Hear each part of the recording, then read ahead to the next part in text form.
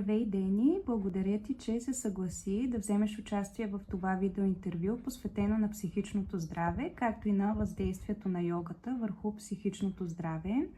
Би ли се представила накратко? Да, здравейте! Аз съм Деница, на 26 години съм и съм юрист. Благодаря ти. Преминаваме към нашия първи въпрос. Случва ли ти се да изпитваш проблеми, свързани с психичното здраве? Да, случило ми се на моменти да съм по-тревожна и обезпокоена в ежедневието си. А свързвала ли си се с специалист? Да, свързвала съм се с специалист. Всъщност се запознах с психолога, с когото работя, на проект по Еразъм. Би ли ни разказала малко повече за него?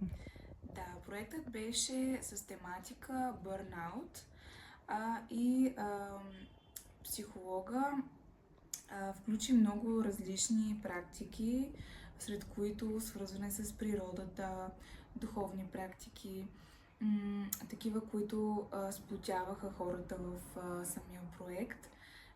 И съответно неговия подход доста ми допадна, както и той като човек.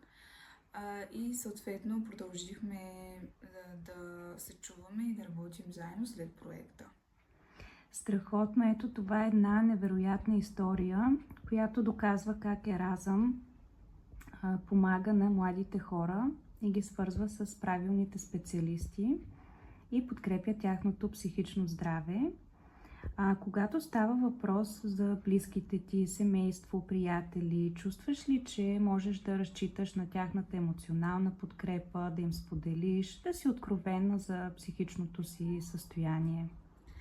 Да, разбира се, имам хора около себе си, от семейството ми, както и приятелки, с които ми е много комфортно да споделям и съответно тяхната подкрепа, било то чрез изслушване или споделяне на личен опит, наистина са склонни да ми помогнат много в дадена ситуация.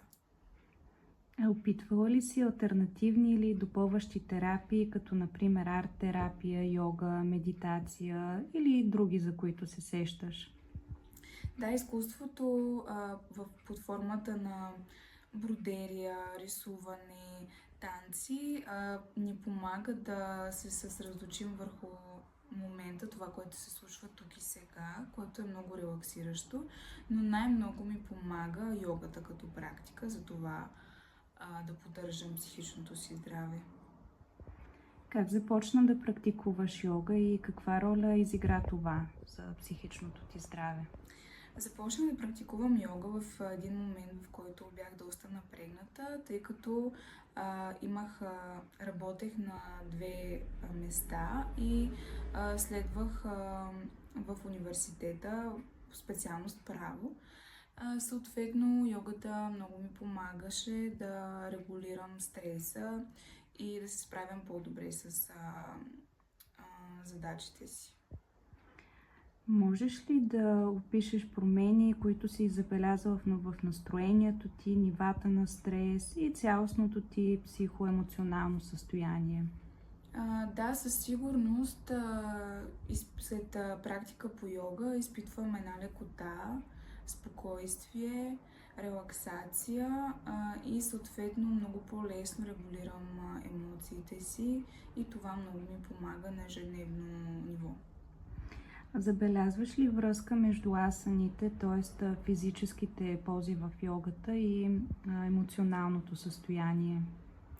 Да, когато практикувам йога и съответно работя върху различни части от тялото си, за това да освободя напрежението от мускулите си, да се разтегна, това нещо много ми влияе на емоционалното състояние, тъй като не само не изпитвам физически дискомфорт, но и се чувствам много по-добре, което влияе директно на емоционалното ми състояние. Би ли препоръчала йогата като терапевтичен метод на младите хора? Да, със сигурност. Смятам, че всеки, който има физическата възможност да практикува йога, би следвало да го прави.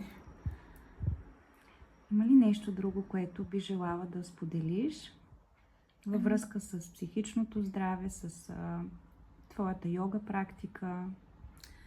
Да, по-скоро бих приветствала младите хора и всички хора, които могат да се занимават с физическа активност, да го правят, защото е абсолютно доказано, че физическата активност, в това число йогата, която може да бъде практикувана от широк слой хора, независимо от възраст, толкова физическо състояние, доказано е, че физическата активност страшно много благоприятства психичното здраве на хората.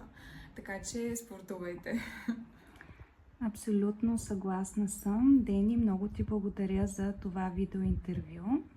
И аз много благодаря за възможността. Продължавай да практикуваш йога и да се грижиш за психичното ти здраве. Благодаря.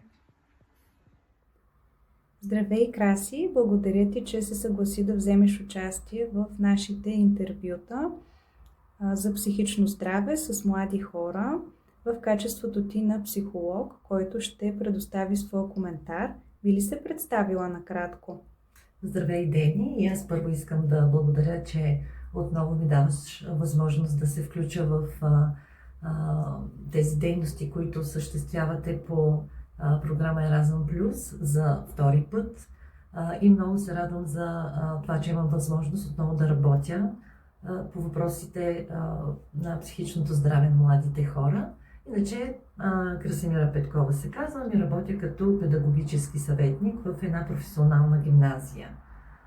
И работя основно с млади хора, тинейджери. Имаш специален интерес към йогата, която е основна тема в нашите видеоинтервюта с младите хора от България. Би ли ни споделила малко повече за интереса си към йога? Разбира се, повече от 10 години практикувам йога и за мен това беше едно изключително откритие.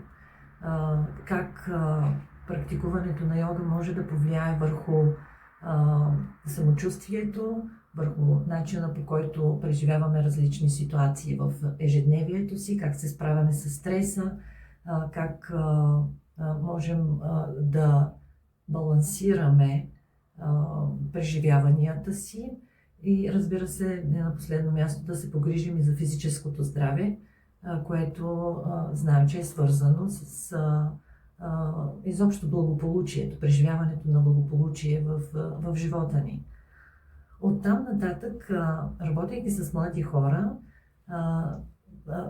се опитах и всъщност успешно успях да приложа практиката си по йога в заниманията ми с тинейджерите. Започнахме с дишане и някои прости асани с цел да балансираме както психиката, така и тялото, за да можем да сме по-успешни, да можем да се справяме наистина по-успешно с предизвикателствата на съвременния живот. Точно за младите хора тези предизвикателства са твърде много.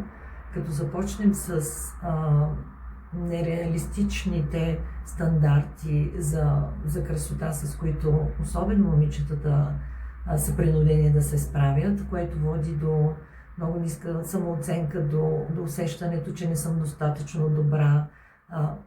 Трябва обаче да вметна, че от скоро време и при момчетата се забелязва това, което е също толкова тревожно. Оттам начинът, по който гледам на себе си, начинът, по който се възприемам и следователно как ме възприемат другите.